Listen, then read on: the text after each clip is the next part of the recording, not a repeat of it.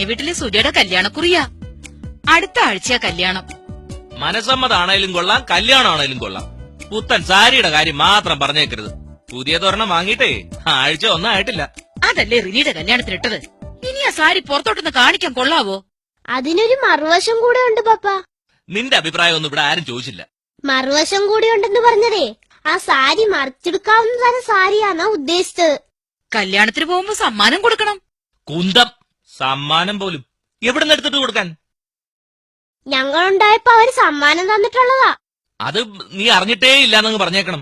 കഞ്ഞി വെച്ചില്ലേലും വേണ്ടൂല, സമ്മാനം കൊടുക്കണം. അല്ലേ നാണക്കേടാ. ഇന്നാ നീ പറഞ്ഞ കുന്തം തന്നെ മേടിച്ചിട്ടുണ്ട്. ഒരു ടേപ്പ് റെക്കോർഡർ. ഇനി സമ്മാനം കൊടുക്കാത്തതുകൊണ്ട് ചാകണ്ട. ഹായ്, നല്ല ടേപ്പ് റെക്കോർഡർ. ഈ ബട്ടൺ ഞെക്കുമ്പോ ഓണാകും. ദേ കാസറ്റ് കറങ്ങുന്നു.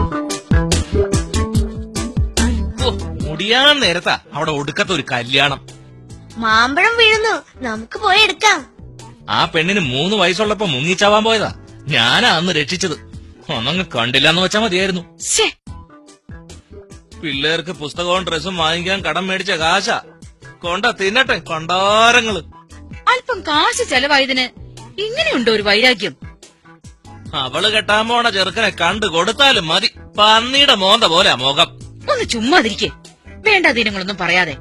അങ്ങനെ ഒരു കോന്തനെങ്കിലും കിട്ടിയല്ലോ. പണ്ട് ഒരുത്തന്റെ കൂടെ ഒളിച്ചോടിയോളല്ലേ. ഈ പൊട്ടനെ കിട്ടിയത് തന്നെ ഭാഗ്യവാ. സുജയുടെ കല്യാണത്തിന് തരാനായി ഞങ്ങള് നേരത്തെ വാങ്ങി വെച്ചിരുന്നതാ. ഒരു സമ്മാനം തരാൻ ഞങ്ങൾ കാത്തിരിക്കുമായിരുന്നു.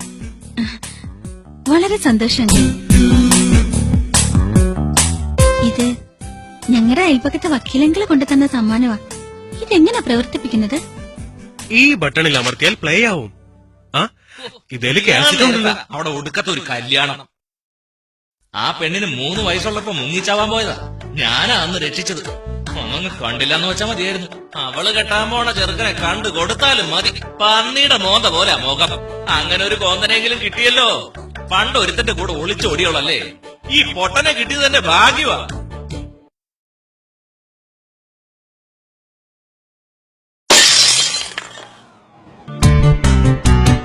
എന്തിനാ ടേപ്പ് റെക്കോർഡർ മാത്രമാക്കിയത്?